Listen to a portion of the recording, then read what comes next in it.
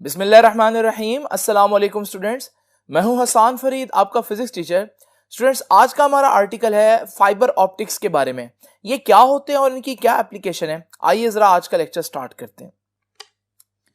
Students, आपको याद है लास्ट टाइम मैंने आप लोगों को बताया था फाइबर ऑप्टिक्स के बारे में। फाइबर ऑप्टिक्स आसान अल्फाज में अगर बताऊं तो ये ऐसे फाइबर्स, ऐसे धागे होते हैं बहुत बारीक, कि जिनके एक एंड पर अगर लाइट हम एंटर करें तो without any loss of intensity light दूसरे एंड से एग्जिट करती है।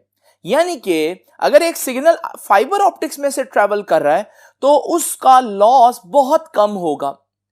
लेकिन स्टूडेंट्स, आप लोगों ने एक बात सोची होगी कि ये ऑप्टिकल फाइबर में अगर आप लाइट एंटर करते हैं और ये शीशे से बना हुआ धागा है तो ये लाइट बाहर क्यों नहीं निकल जाती, वापस ऑप्टिकल फाइबर के अंदर ही क्यों रहती है और जिगजैग मूव करती रहती है लेकिन बाहर नहीं निकलती? वो कौन सा प्रोसेस है जो ऑप्टिकल फाइबर के अंदर लाइट को कैद रखता है? स्टूडेंट्स, वो प्रोसेस जो ऑप्टिकल फाइबर के अंदर लाइट को कैद रखता है, उसको बाहर जाने से रोकता है, वो प्रोसेस है टोटल इंटरनल रिफ्लेक्शन।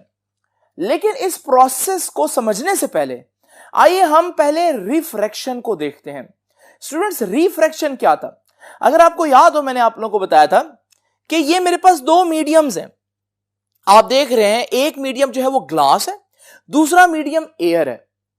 अगर एक लाइट ग्लास से एयर में एंटर हो तो हम समझते थे वो बिल्कुल स्ट्रेट जाएगी, लेकिन हम लोगों ने देखा कि लाइट अपने ओरिजिनल पाथ से बेंड हो जाएगी जब वो दूसरे मीडियम में एंटर होती है।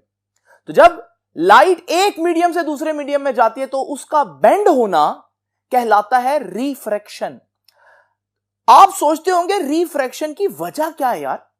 एक्चुअली में रिफ्रैक्शन की वजह यह है कि लाइट की स्पीड पहले मीडियम में कुछ और थी और दूसरे मीडियम में कुछ और होगी, जिसकी वजह से लाइट को बेंड होना पड़ता है। लेकिन स्पीड के चेंज की वजह से बेंड होना क्यों जरूरी है? देखिए स्टूडेंट्स, इसको हम एक आसान एग्जांपल से समझते हैं। इमेजिन करें कि मेरे पास ये दो रोड्स हैं। ये जो रोड है ना, इसकी जो फ्रिक्शन है वो बहुत कम है, जबकि वो जो ऊपर वाला रोड है उसकी फ्रिक्शन जो है वो काफी ज्यादा है। आपको मालूम है, अगर एक गाड़ी इस रोड पर होगी तो उसके टायर बहुत आसानी से रिवॉल्व करेंगे क्योंकि यहां पर फ्रिक्शन बहुत कम है। लेकिन यही कार जब दूसरे रोड पर होगी तो आप देखेंगे वहां ये टायर इतनी आसानी से मूव नहीं करेंगे। लेकिन स्टूडेंट्स, मजे की बात यह होगी कि जब ये कार इस मीडियम से दूसरे मीडियम में एंटर हो, जब ये एंटर होगी, जरा यहां रोकते हैं, तो आपको मालूम है इस पॉइंट पर अगले जो दो टायर हैं वो ऐसी जगह पर हैं जहां वो ज्यादा नहीं घूम सकते, फ्रिक्शन बहुत ज्यादा है। जबकि पिछले जो दो टायर हैं वो ऐसी जगह पर है जहां पर हमारे पास फ्रिक्शन बहुत कम है। इसका नतीजा क्या होगा? इसका नतीजा ये होगा कि ये गाड़ी स्किड कर जाएगी और ये अपने असल पाथ से बेंड हो जाएगी जब ये मीडियम चेंज करेगी, क्योंकि अगले टायर्स की स्पीड कुछ और पिछले टायर्स की स्पीड कुछ और होगी। बिल्कुल इस गाड़ी को इमेजिन कर ले लाइट। तो लाइट भी जब मीडियम चेंज करती है तो एक मीडियम में उसकी स्पीड कुछ और दूसरे मीडियम में उसकी स्पीड कुछ और होती है, तो उसको भी बेंड होना पड़ता है। तो ये तो हो गया हमारे पास स्टूडेंट रीजन कि लाइट बेंड क्यों होती है। लेकिन लाइट की बेंडिंग का जो अंदाजा लगाने के लिए हमने एक फिजिकल क्वांटिटी इमेजिन की है, उसे बोलते हैं रिफ्रैक्टिव इंडेक्स। इसको इंडेक्स ऑफ रिफ्रैक्शन भी कहते हैं, लेकिन बहरहाल आपकी बुक इसको कहेगी रिफ्रैक्टिव इंडेक्स। इसको एन से रिप्रेजेंट करते हैं। रिफ्रैक्टिव इंडेक्स क्या बताती है? रिफ्रैक्टिव इंडेक्स बताता है कि amount of bending of light. आसान अल्फाज में, अगर किसी मीडियम का रिफ्रैक्टिव इंडेक्स ज्यादा तो लाइट जब उसमें एंटर होगी तो हमारे पास वो बहुत ज्यादा बेंड होगी, और अगर किसी मीडियम का रिफ्रैक्टिव इंडेक्स कम तो फिर हमारे पास जब लाइट एंटर होगी तो वो इतना ज्यादा बेंड नहीं होगी। तो ये है कॉन्सेप्ट रिफ्रैक्टिव इंडेक्स का। और मैंने आपको बताया कि लाइट के बेंड होने की वजह कौन है, दोनों मीडियम्स में स्पीड का फर्क। तो रिफ्रैक्टिव इंडेक्स भी ऐसे ही कैलकुलेट किया जाता है। कैसे कैलकुलेट किया जाता है? Refractive index n is equal to C over V. यहां c क्या होता है? Speed of light in air या वैक्यूम, क्योंकि एयर और वैक्यूम में ऑलमोस्ट लाइट की स्पीड सेम होती है। और v क्या है? v जिस मीडियम में लाइट एंटर हो रही है उस मीडियम में लाइट की स्पीड। तो जैसे कि मैंने बताया कि लाइट का बेंड होना, उसकी वजह क्या है? दोनों मीडियम्स में स्पीड का डिफरेंस। और हम उन दोनों मीडियम में, अगर लाइट एयर से किसी और मीडियम में एंटर हो रही है तो वो बेंड होगी। कितना बेंड होगी उसका रिफ्रैक्टिव इंडेक्स बताएगा। और वो कैसे बताएगा? वो दोनों की स्पीड्स जो हैं उनको डिवाइड करके बताएगा। यहां से एक बात आप देख रहे हो, ऊपर भी स्पीड है फॉर्मूला में, नीचे भी स्पीड है, तो फिर रिफ्रैक्टिव इंडेक्स का तो ऊपर भी वही यूनिट जो नीचे यूनिट, तो इसका मतलब वो तो कैंसल हो जाएंगे। तो हम कह सकते हैं कि रिफ्रैक्टिव इंडेक्स का कोई यूनिट नहीं होता। तो स्टूडेंट्स, ये तो हमें थोड़ा सा आइडिया हो गया कि रिफ्रैक्टिव इंडेक्स क्या बताएगा। रिफ्रैक्टिव इंडेक्स बताएगा लाइट कितना बेंड हो रही है। अगर दो मीडियम्स के दरमियान रिफ्रैक्टिव इंडेक्स ज्यादा आता है, वो कब ज्यादा आएगा? जब उनके दरमियान स्पीड का डिफरेंस ज्यादा आएगा। तो अगर स्पीड का डिफरेंस बहुत ज्यादा, लाइट बहुत ज्यादा बेंड, और अगर बहुत कम तो फिर लाइट बहुत कम बेंड होगी। अगली बात जो अब आपके जहन में आएगी कि लाइट बेंड क्यों हो रही है और बेंड कितना हो रही है, ये तो पता चल गया, लेकिन लाइट कहां को बेंड होगी, उसकी बेंडिंग की डायरेक्शन कहां होगी? आइए जरा उसको भी डिस्कस करते हैं स्टूडेंट्स। ये देखिए मेरे पास ये एग्जांपल फिर से वही कि हमारे पास ये सपोज कर लें वाटर है एक मीडियम और उसके ऊपर एयर है। आपको मालूम है जब लाइट जो है इसमें एंटर होगी तो उसने बेंड होना है, लेकिन स्टूडेंट्स उसने कहां को बेंड होना है? आप ये जो पॉइंट है ना जहां पर लाइट ने आकर टकराना है, इस पॉइंट पर एक बिल्कुल परपेंडिकुलर लाइन ड्रॉ करें, इसे बोलते हैं नॉर्मल। आप देखें लाइट कहां से कहां जा रही है? पानी से एयर में। पानी एयर के मुकाबले में डेंस मीडियम है, तो मैं कहूंगा कि water is a denser medium. Air जो है वो पानी के मुकाबले में हल्की है, उसकी डेंसिटी कम है, तो मैं कहूंगा कि एयर जो है वो एक रेयर मीडियम है। रेयर का मतलब कम डेंस मीडियम है। याद रखिएगा रूल ये है कि हमारे पास जब डेंसर से रेयर जाए लाइट, तो याद रखिएगा वो लाइट जो नॉर्मल है उससे दूर बेंड होगी, यानी कि उसके ऑपोजिट बेंड होगी। तो ये रूल बहुत इंपॉर्टेंट है कि अगर हमारे पास लाइट कहां से कहां जाए? डेंसर से रेयर की तरफ, डेंसर मीडियम से रेयर मीडियम की तरफ, तो फिर कहां बेंड होगी जी? तो light bends away from normal, तो लाइट नॉर्मल से दूर चली जाएगी। आप सोच रहे होंगे मैं असल टॉपिक की बजाय ये चीजें क्यों बता रहा हूं? क्योंकि ये चीजें समझ में आएंगी तो फिर ही आप असल टॉपिक को अंडरस्टैंड कर सकेंगे। इसी तरह स्टूडेंट्स जरा इमेजिन करें कि अगर हमारे पास लाइट जो है वो हवा से पानी में एंटर हो रही हो, यानी कि रेयर से डेंसर की तरफ जा रही हो, तो अब रूल ऑपोजिट हो जाएगा। अब लाइट बेंड तो होगी क्योंकि मीडियम चेंज हो रहा है, लेकिन आप देखेंगे वो नॉर्मल की तरफ बेंड हो जाएगी। तो स्टूडेंट्स यहां से हम लोगों ने सीखा कि अगर लाइट रेयर से डेंसर जाए तब भी वो बेंड होगी, लेकिन कब, कहां को बेंड होगी? Towards normal. तो लाइट बेंड्स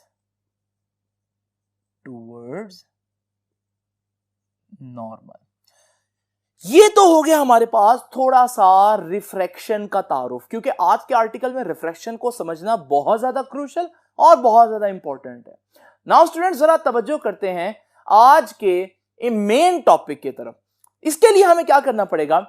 एक सिनेरियो इमेजिन करना पड़ेगा जो मैंने यहां आप लोगों के सामने बनाया है, लेकिन ये डायग्राम मैंने इसलिए बनाई है ताकि आप लोग अपने लॉन्ग क्वेश्चन में अगर ये पूछे तो आप उसको बना सकें। लेकिन याद रखिएगा स्टूडेंट्स, मैं इसको जरा डिटेल में डिस्कस करता हूं। इमेजिन करें स्टूडेंट, मेरे पास एक पानी का एक रिजर्वायर है। आपको मालूम है पानी है और इसके ऊपर हवा है, तो हवा के मुकाबले में पानी डेंसर मीडियम और हवा जो है वो पानी के मुकाबले में एक रेयर मीडियम हुई। तो सबसे पहले तो हमें यही अंडरस्टैंड करना है। उसके बाद मैं क्या करूंगा, मैं पानी के अंदर एक लाइट सोर्स रख दूंगा, एक ऐसी चीज रख दूंगा जो लाइट एमिट करती हो। अब आपको मालूम है इस लाइट सोर्स से डिफरेंट डायरेक्शंस में लाइट जाएंगी, लेकिन मैं बारी बारी हर एक रे को अलग अलग डिस्कस करूंगा। अगर हमारे पास इस रे को इमेजिन करें, ये रे जो है वो बिल्कुल परपेंडिकुलर एंटर हो रही है, और याद रखिएगा जब कोई रे परपेंडिकुलर एंटर हो दूसरे मीडियम में तो फिर वो अपनी डायरेक्शन चेंज नहीं करती, तो फिर हमारे पास ये रे जो है वो बिल्कुल स्ट्रेट चली जाएगी। तो ये है हमारे पास सबसे पहली रे। आप इसको जरा ध्यान से देख लीजिए। अब जरा इमेजिन करें हमारे पास एक और रे जो थोड़ी सी किसी एंगल पर थोड़ी तिरछी एंटर होगी दूसरे मीडियम में। यहां रोकते हैं, नॉर्मल बनाएं। कहां से कहां जा रही है रे डेंसर से रेयर, पानी से हवा में जा रही है। और क्या रूल था, जब वो डेंसर से रेयर जाएगी तो वो नॉर्मल से दूर बेंड होगी, तो रे ऐसे बेंड होगी। स्टूडेंट्स याद रखिएगा ये नॉर्मल और इंसिडेंट रे के दरमियान जो एंगल है इसे बोलते हैं एंगल ऑफ इंसिडेंस, और नॉर्मल और रिफ्रैक्टेड रे के दरमियान ये जो एंगल है इसे बोलते हैं एंगल ऑफ रिफ्रैक्शन। आप देख रहे हैं कि angle of refraction angle of incidence से बड़ा है। अब जरा तवज्जो कीजिएगा, मैं क्या करता हूं, एक और रे इमेजिन करता हूं और उस रे को इससे ज्यादा एंगल पर एंटर करता हूं दूसरे मीडियम में। आपको मालूम है ये अब ज्यादा एंगल पर जा रही है। देखें इस एंगल ऑफ इंसिडेंस को इस एंगल ऑफ इंसिडेंस से कंपेयर करें तो आपको पता चलेगा कि हमारे पास ये ज्यादा एंगल पर एंटर हो रही दूसरे मीडियम में। अब इसने बेंड तो होना है, तो ये बेंड भी ज्यादा होगी। तो जब आप देखेंगे ये दूसरे मीडियम में एंटर होगी, बेंड होगी, तो आप इस एंगल ऑफ रिफ्रैक्शन को पिछले एंगल ऑफ रिफ्रैक्शन से देखें तो ये एंगल ऑफ रिफ्रैक्शन बड़ा है। नाउ स्टूडेंट्स, आप इसी तरह से मजीद एंगल ऑफ इंसिडेंस बढ़ाएं, एक और रे लें, उसका एंगल ऑफ इंसिडेंस ज्यादा है और इसका फिर एंगल ऑफ रिफ्रैक्शन भी ज्यादा होगा, लाइट और ज्यादा बेंड होगी। अगर स्टूडेंट्स आप इसी चीज को बढ़ाते रहें तो आप सोचें एक वक्त ऐसा आएगा जिसमें जब ये लाइट इधर जाकर टकराएगी तो उस लाइट ने मजीद बेंड होना है, तो वो जो बेंड होकर सरफेस के पैरेलल नहीं हो जाएगी। यहां पर हम देख रहे हैं कि लाइट जो है वो बिल्कुल पैरेलल हो गई है, तो एंगल ऑफ रिफ्रैक्शन कितना बनेगा, 90 डिग्री। ये एंगल ऑफ रिफ्रैक्शन बड़ा स्पेशल है। याद रखिएगा इस वक्त एंगल ऑफ इंसिडेंस जो है ना वो ऐसा है कि वो एंगल ऑफ रिफ्रैक्शन को 90 डिग्री बना रहा है, तो ऐसा एंगल ऑफ इंसिडेंस कहलाता है क्रिटिकल एंगल। तो स्टूडेंट्स ये बहुत इंपॉर्टेंट बात है कि what is critical angle. Critical angle वो एंगल है, वो एंगल ऑफ इंसिडेंस है जिसका एंगल ऑफ रिफ्रैक्शन कितना होता है, 90 डिग्री। तो यहां तक तो मैं क्रिटिकल एंगल की डेफिनेशन लिख देता हूं।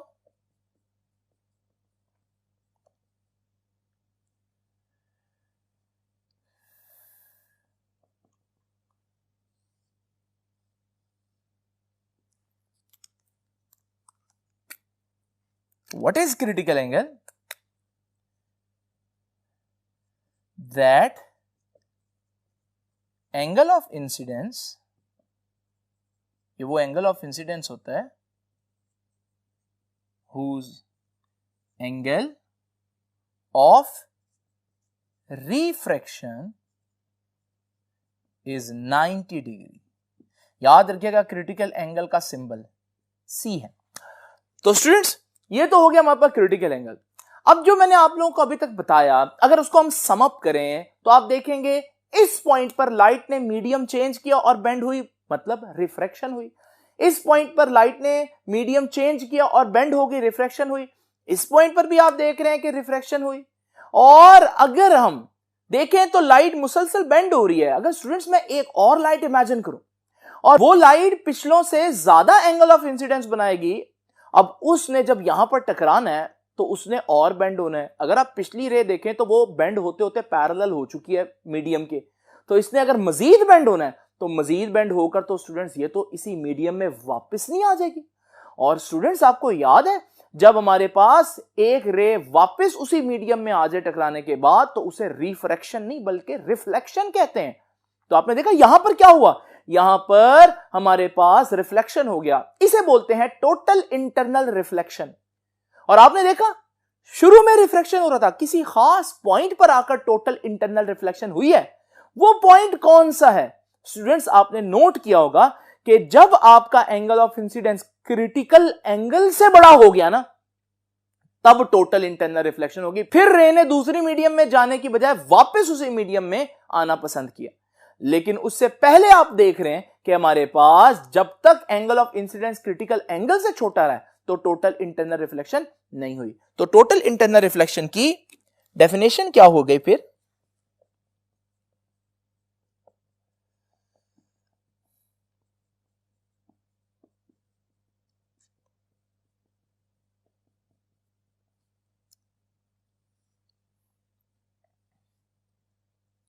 So what is total internal reflection? When a light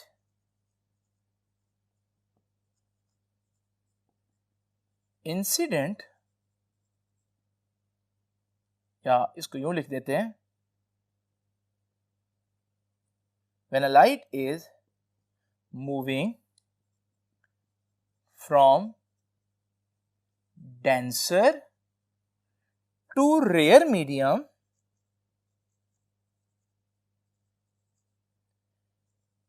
at an angle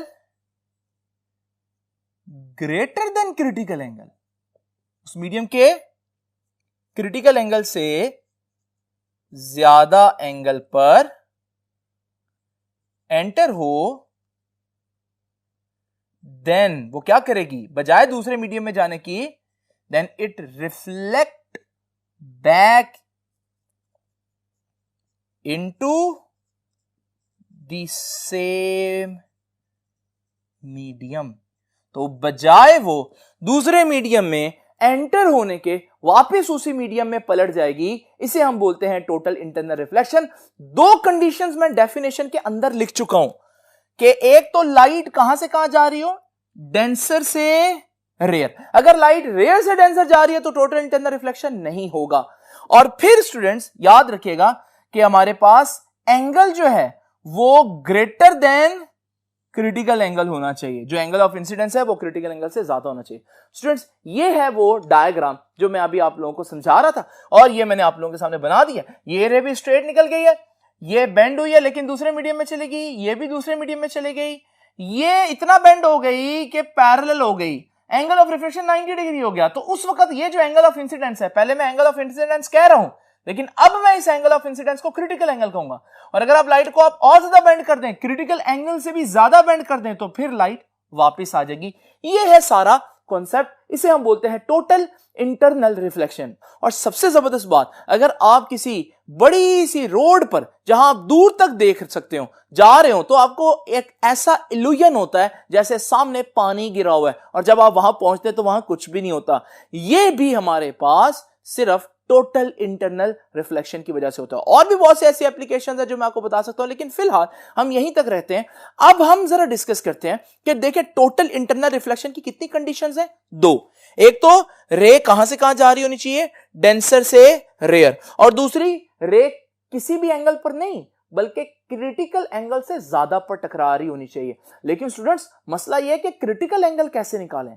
अगर आपको रिफ्रैक्टिव इंडेक्स आता है ना मीडियम का, तो क्रिटिकल एंगल आसानी से निकाला जा सकता है। अब मैं आपको बताता हूं क्रिटिकल एंगल कैसे फाइंड आउट करना है।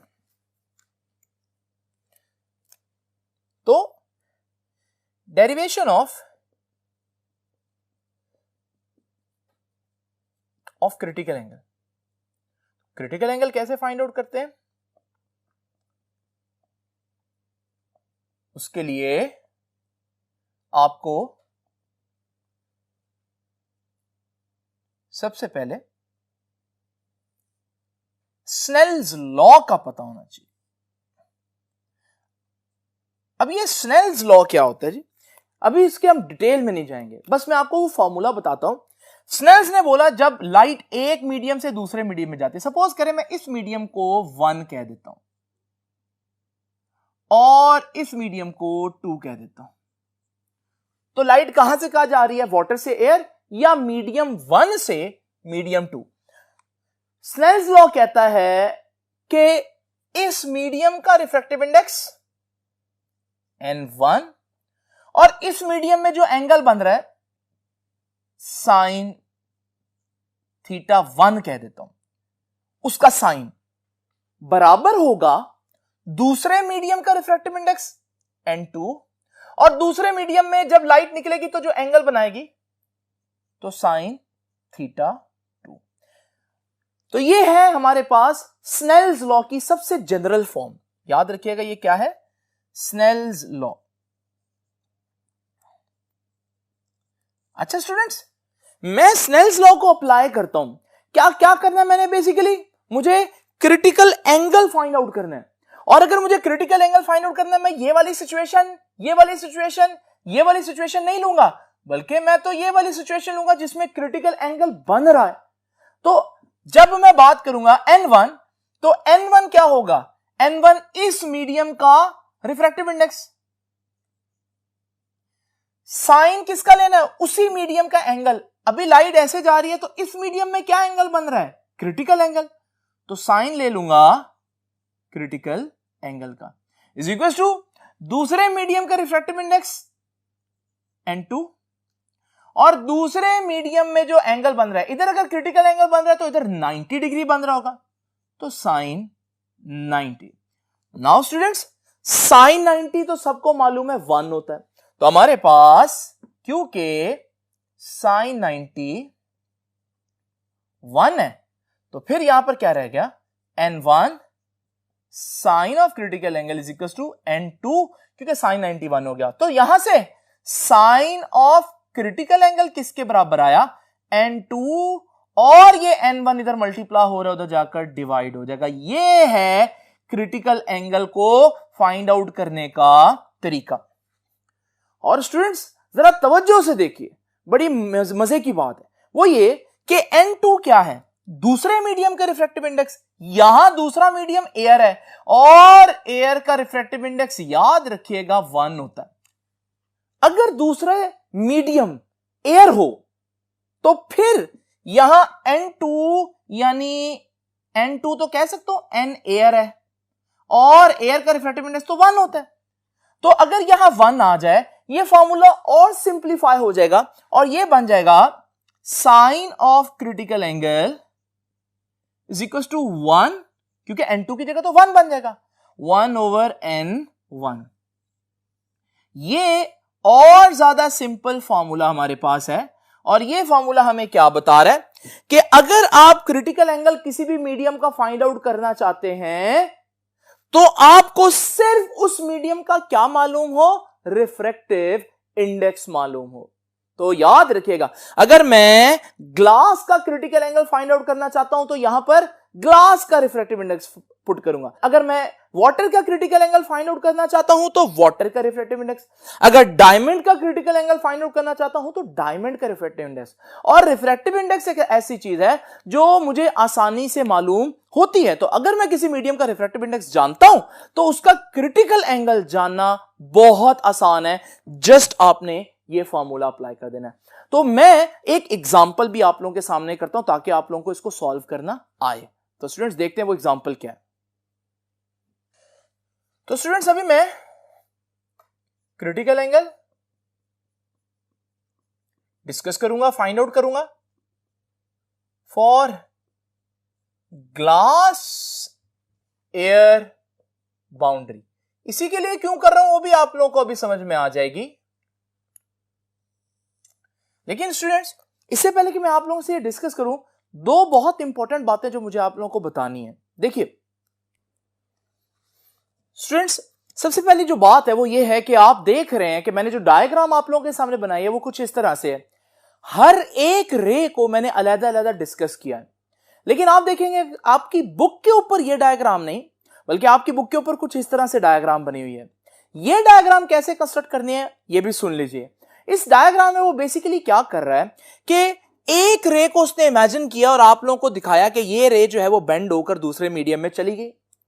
अब वो इसकी पिक्चर यहां पर एज इट इज रखेगा और इस रे को थोड़े से ज्यादा एंगल पर एंटर करेगा और फिर जो हमारे पास बेंडिंग होगी उसको भी वहां पर रखेगा और फिर वो आपको क्रिटिकल एंगल से ज्यादा एंगल पर एंटर करके दिखाएगा और ग्रीन लाइन में उसको भी शो कर देगा।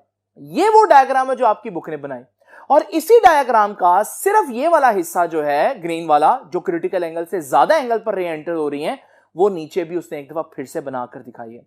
तो स्टूडेंट्स बेसिकली ये डायग्राम जो है जो मैंने बनाई है ये क्योंकि आप लोगों ने 10th में भी पढ़ी हुई है और ये ज्यादा आसान है बच्चों की अंडरस्टैंडिंग के लिए, इसलिए मैंने ये वाली डायग्राम बनाई। दूसरी बात स्टूडेंट्स, एक चीज जो मुझे लगता है कि आप लोगों को बतानी चाहिए वो ये है कि जब मैं कहता हूं ना ग्लास का रिफ्रैक्टिव इंडेक्स, याद रखिएगा रिफ्रैक्टिव इंडेक्स ग्लास का नहीं होता, हमें कहना चाहिए ग्लास का रिफ्रैक्टिव इंडेक्स दूसरे मीडियम के लिहाज से।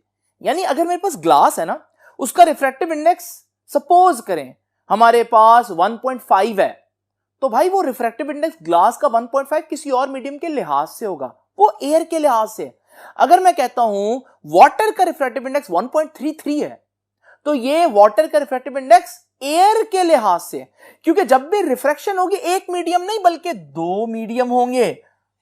तो एक्चुअली में हमें कहना चाहिए refractive index of water with respect to air, refractive index of glass with respect to air, refractive index of water with respect to glass भी हो सकता है और वो 1.33 नहीं, वो कोई और वैल्यू होगी। अब होता क्या है कि हमारे पास जो एग्जांपल्स थी उनमें एक तरफ एयर था और जब एक तरफ एयर है तो फिर उसका रिफ्रैक्टिव इंडेक्स तो 1 हो जाता, तो सारी बात फिर किसकी रह जाती है, दूसरे मीडियम की।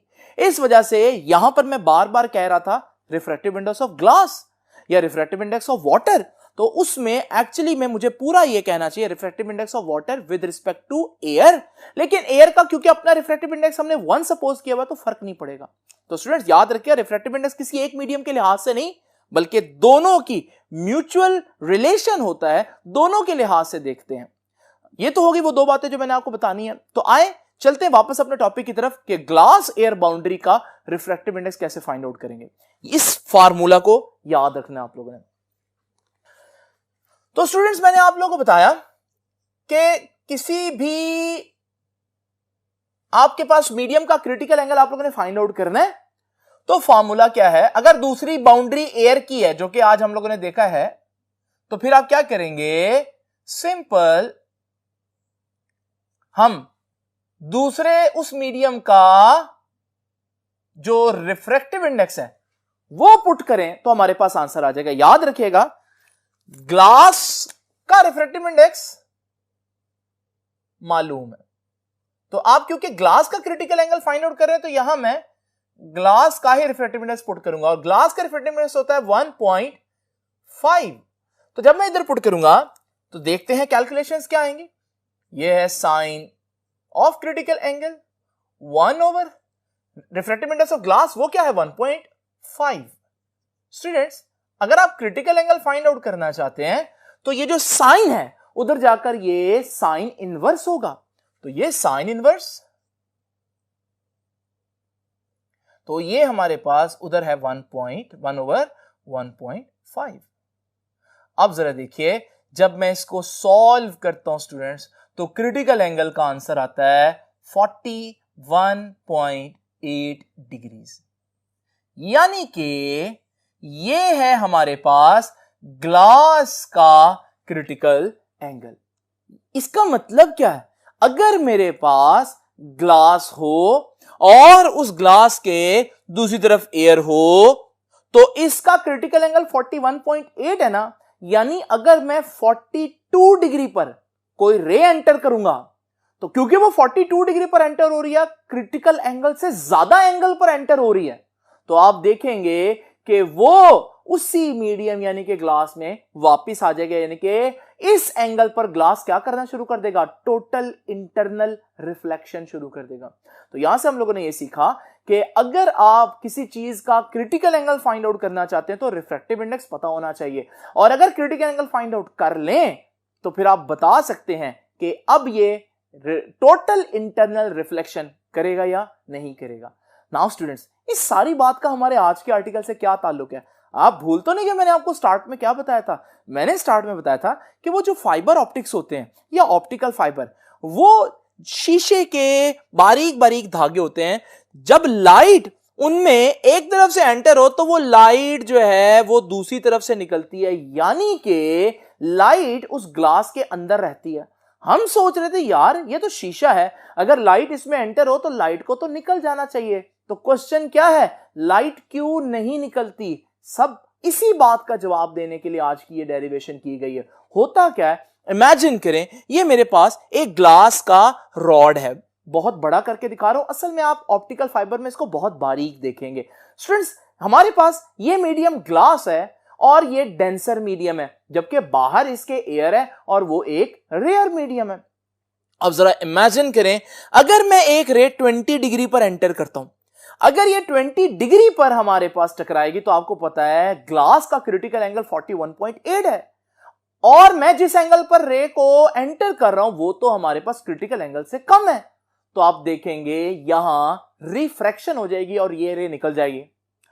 अगर मैं यहां पर 30 डिग्री करूं तो आप देखेंगे ये रे भी निकल जाएगी, और अगर मैं 40 करूं तो भी निकल जाएगी। लेकिन अगर मैं 42 करूंगा तो क्योंकि ये एंगल क्रिटिकल एंगल से ज्यादा हो जाएगा तो ये रे जो है वो वापस पलट जाएगी इस मीडियम में, और फिर ये नीचे जाकर टकराएगी किस एंगल पर? उसी एंगल पर 42 पर। तो फिर दोबारा टोटल इंटरनल रिफ्लेक्शन होगी और ये फिर वापस जाएगी और फिर टकराएगी 42 पर, और फिर ये टोटल इंटरनली रिफ्लेक्ट होगी और आप देखेंगे ये जिगजैग मैनर में इस ट्यूब के अंदर रहेगी और बाहर नहीं जाएगी। और इस 42 से ज्यादा अगर मैं 60 पर फेंकूं तो भी ऐसा ही होगा, क्योंकि ये भी एंगल क्रिटिकल एंगल से ज्यादा है, लाइट बाहर नहीं जाएगी, जिगजैग इसी पाइप के अंदर मूव करेगी। और इसी तरह से बुक ने एक रे स्ट्रेट भी बनाई है और बुक कहती है इसे एक्सियल रे बोलते हैं। अब एक्सियल रे तो डेफिनेटली स्ट्रेट चली जाएगी, लेकिन अगर हमारे पास ये फ्लेक्सिबल ट्यूब होगी तो फिर ये भी रिफ्लेक्ट होगी। तो स्टूडेंट्स ये डायग्राम जरा देख लें, ये डायग्राम आपकी बुक ने भी यहां पर एज इट इज बनाई है। तो ऑप्टिकल फाइबर फिर कैसे काम कर रहे हैं, ऑप्टिकल फाइबर के अंदर वो कौन सा प्रोसेस है जो लाइट को कैद रखता है, बाहर नहीं जाने देता?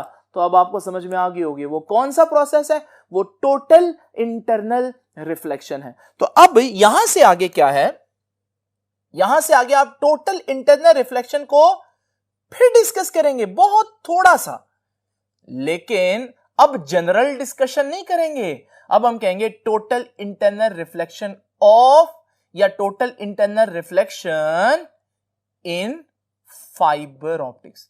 तो फाइबर ऑप्टिक्स के अंदर टोटल इंटरनल रिफ्लेक्शन कैसे होती है, उसके लिए आप यहां से ये जितने भी वर्ड्स बुक ने लिखे हैं एज इट इज आप लिखेंगे, ये डायग्राम एक्सप्लेन करेंगे और ये सारा प्रोसेस जो है वो आप लोग इसको एज इट इज लिखेंगे। स्टूडेंट्स आप लोग देख रहे हैं कि आपकी बुक ने थ्रू आउट कोई हेडिंग नहीं ली, लेकिन मैंने आपको जगह जगह पर, अगर आपने देखो स्टार्ट से लेक्चर,